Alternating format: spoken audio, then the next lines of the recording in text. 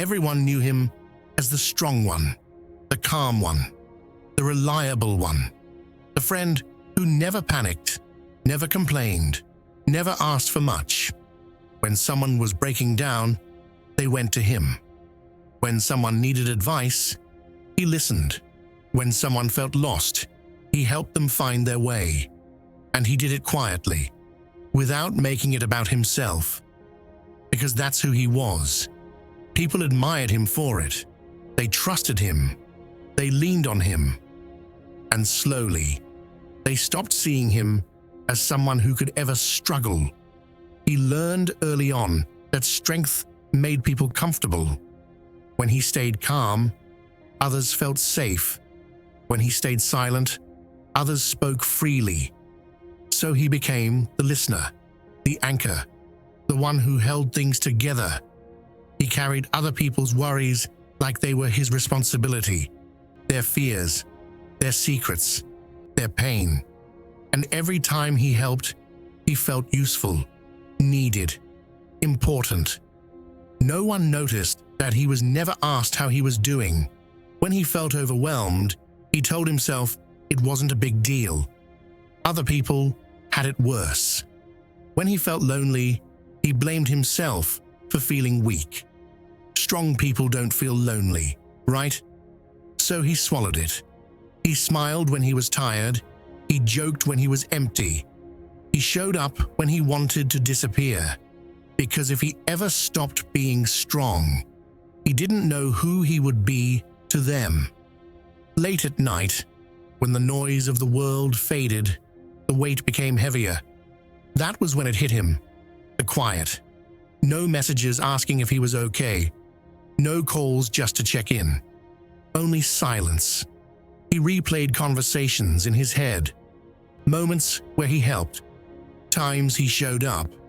And he realized something painful. Every relationship he had was built on what he provided. Advice, support, stability, not presence, not care. The truth was hard to accept.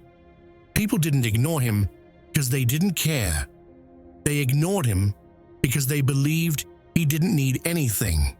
He had trained them that way. Every time he said, "I'm fine."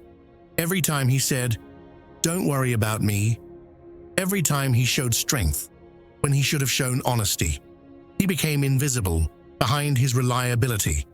There was a moment that changed everything.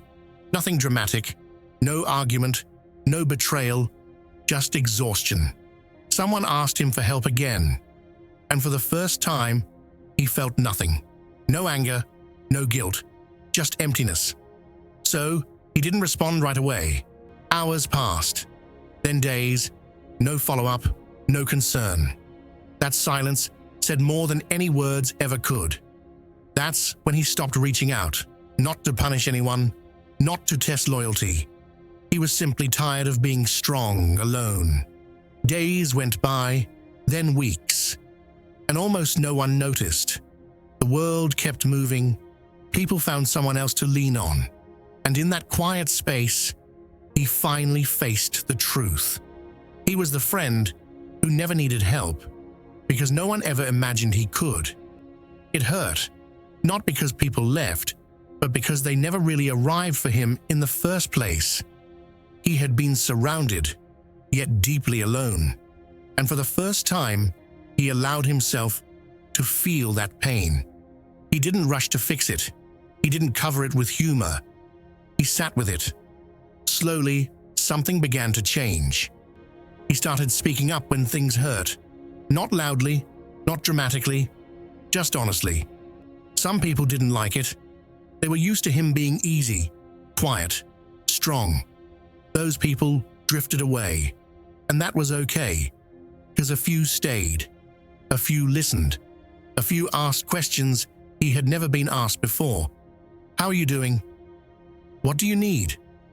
Why didn't you say something earlier? And for the first time, he felt seen, not for what he gave, but for who he was. He learned something important. Strength isn't silence. Strength isn't carrying everything alone. Real strength is letting yourself be human. It's asking for help before the weight becomes unbearable. It's allowing others to show up for you. He was still strong, but now he was honest too.